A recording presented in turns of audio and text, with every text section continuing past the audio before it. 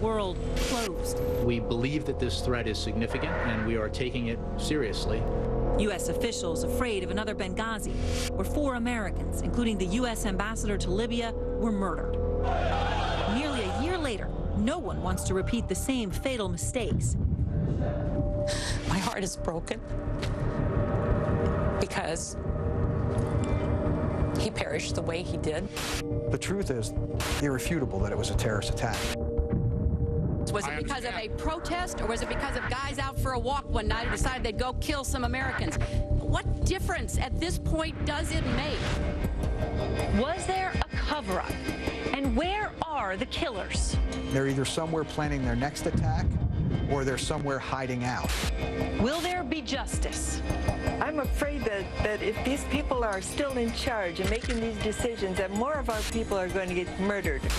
Tonight, from Libya to Washington, D.C., the truth about Benghazi.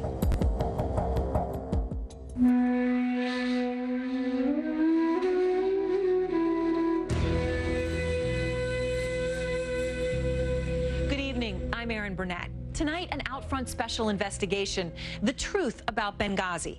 For nearly a year, America has been searching for answers about the deadly attacks that took the lives of 4 Americans, including Ambassador Christopher Stevens, Information Officer Sean Smith, and former Navy SEALs Tyrone Woods and Glenn Doherty. That search for answers could not be any more relevant than tonight, as U.S. embassies and consulates around the world are closed or on high alert. Preventing another attack like Benghazi means getting to the truth of what really happened there.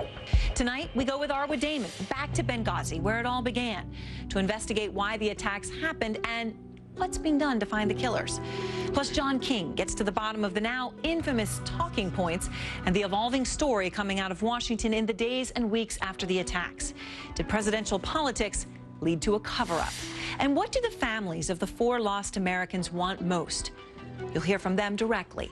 But first, we go back to the hours before the attack. September 11th.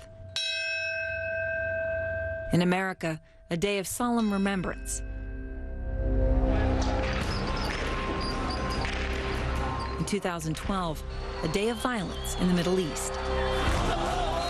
Demonstrators stormed the U.S. Embassy in Cairo, angry over a low-rent film made in the U.S. that mocks the Prophet Muhammad.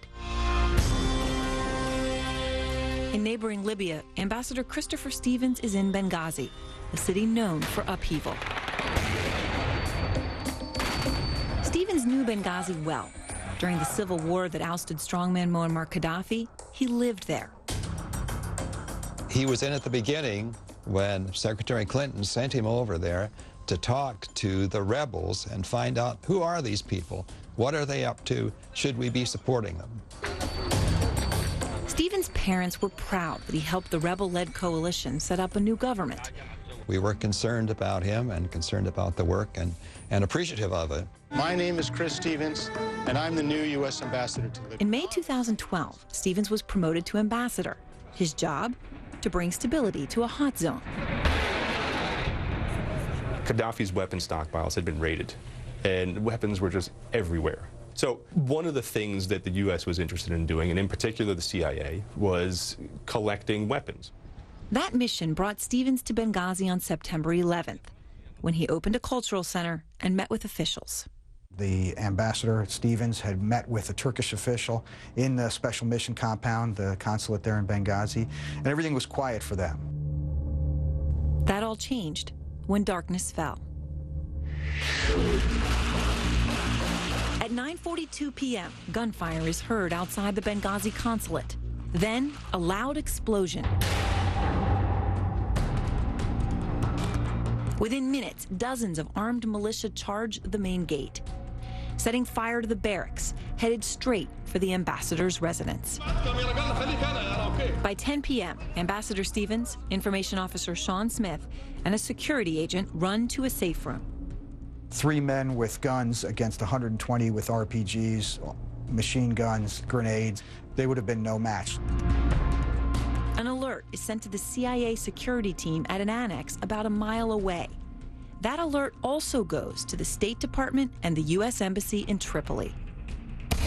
Using a cell phone, Chris Stevens calls Deputy Mission Chief Gregory Hicks at the embassy. And he said, "Greg, we're under attack."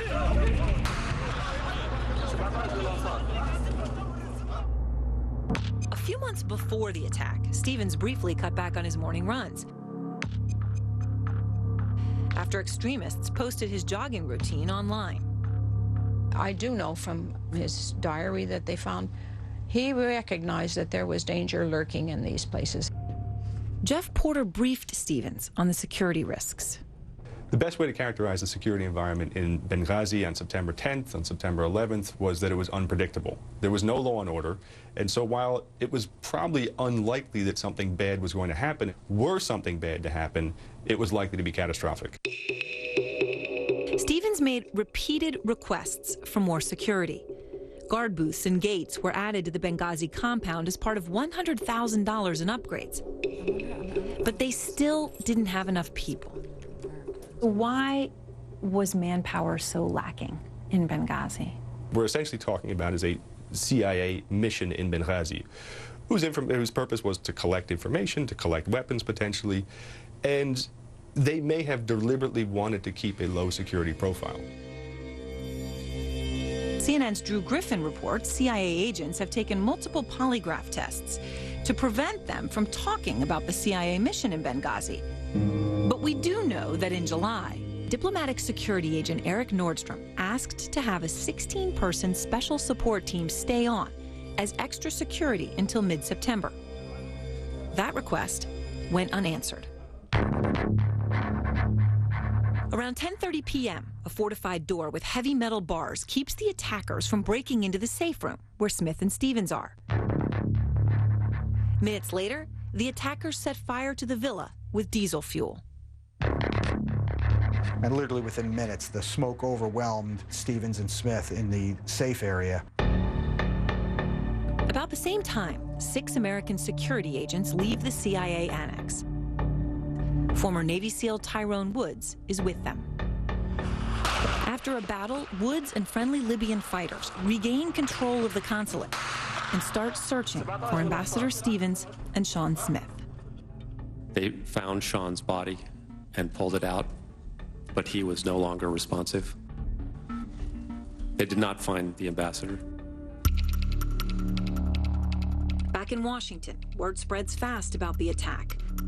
Defense Secretary Leon Panetta and Chairman of the Joint Chiefs of Staff Martin Dempsey meet with President Obama. So what happened at the meeting? Obviously, this is a very unusual event, and it has profound significance for the president. And by this time, of course, everyone's thinking it is 9/11. At 12:07 a.m. Benghazi time, 6:07 p.m. in Washington, the State Department sends an email to the White House, the Pentagon, and the FBI. It says the Islamic military group Ansar al-Sharia has claimed credit. If there was any thought that this might have been a spontaneous uprising, well, this clearly put that to rest. 3 days before September 11th, a local Libyan militia told the U.S. the security situation in Benghazi was quickly deteriorating, warning the Americans to decrease their presence. There may have been a lack of situational awareness. They may have not been able to identify which of the dozens of violent armed groups in Benghazi posed a threat to the United States. We have breaking news. An American, we can confirm now, has been killed in Libya tonight. At about 1 o'clock a.m., an eyewitness captures a man being pulled from the smoke-filled consulate on video. This is the last image of Chris Stevens alive. At almost the same time, former Navy SEAL Glenn Doherty arrives in Benghazi with a rescue team from Tripoli. Kate Quigley is his sister. He chose to run in and chose to defend, even though it wasn't his job. He ran in. That's how Glenn has lived his whole life. You know, anything you need at any time, he's there for you. By 4 a.m., Glenn Doherty and Tyrone Woods team up at the CIA annex. They're protecting at least 30 Americans against overwhelming odds. Literally, the 30 or so individuals that were there could have all been killed or captured. And then, the final blow. The full-on assault comes between 4 and 5 a.m. Libya time. And there were 3 mortars that were dropped that hit the roof of the building. It was overwhelming injuries. Glenn Doherty and Tyrone Woods are killed. I got a phone call, and from there, I had to then decide how to tell everyone. And how did you do it? There's no way to sugarcoat it, you just do it. You know, getting a phone call that kind of alters your life forever is, it's horrible. When the attacks on the consulate and CIA annex finally end, the assault has lasted nearly 8 hours. Kai perished doing what he loved to do and doing it well. My son did the right thing at the right time for the right reasons. 30 Americans were saved, but 4 Americans are dead. My heart is broken because he perished the way he did, but at the same time, I'm proud of what he did.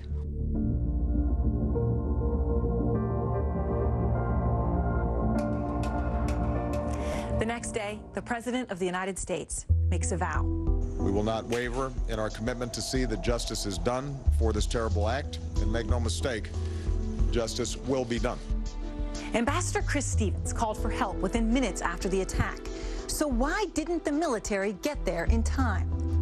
I think there are other assets and other things that could have been put into motion.